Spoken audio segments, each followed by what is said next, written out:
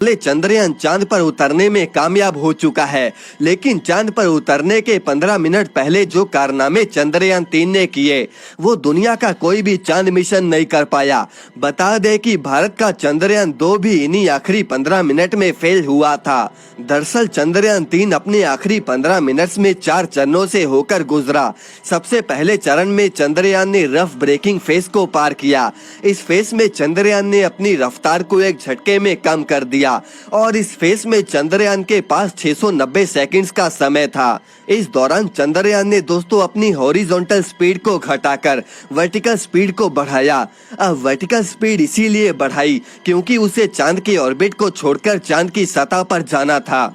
उस समय दोस्तों चंद्रयान की स्पीड 25 किलोमीटर प्रति घंटे थी और उस समय चंद्रयान की चांद से दूरी सिर्फ 7.42 किलोमीटर थी।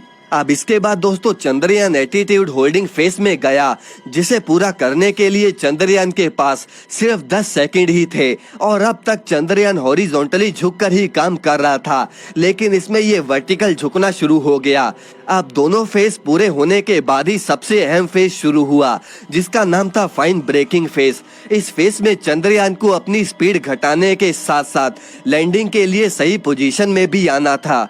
इस फेज को पूरा करने के लिए चंद्रयान को 175 सेकंड्स मिले थे।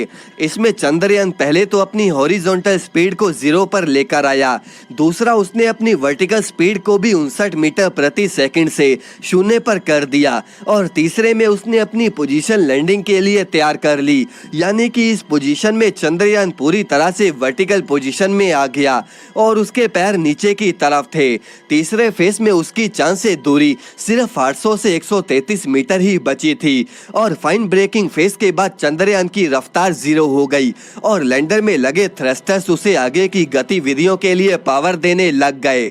बता दें कि 2019 में भेजा गया चंद्रयान 2 फाइन ब्रेकिंग फेज में ही लड़खड़ाया था, जिसकी वजह से उसकी क्रैश लैंडिंग हुई।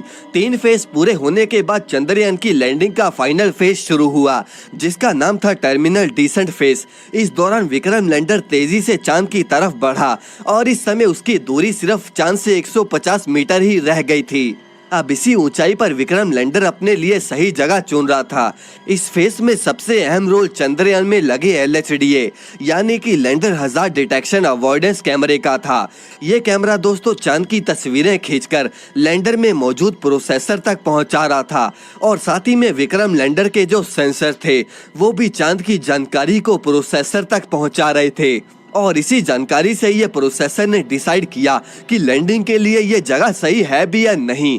अगर दोस्तों प्रोसेसर ये बताता कि नीचे जगह सुरक्षित है तभी चंद्रयान नीचे लैंड करता और अगर प्रोसेसर ये कहता कि नीचे जगह सुरक्षित नहीं है तो चंद्रयान कोई नई जगह ढूंढने निकल जाता और फिर से सेंसर्स और LHDA डाटा प्रोसेसर को भेजते और जब तक प्रोसेसर को अच्छी जगह नहीं मिलती तब तक ये ऐसे ही चलता रहता।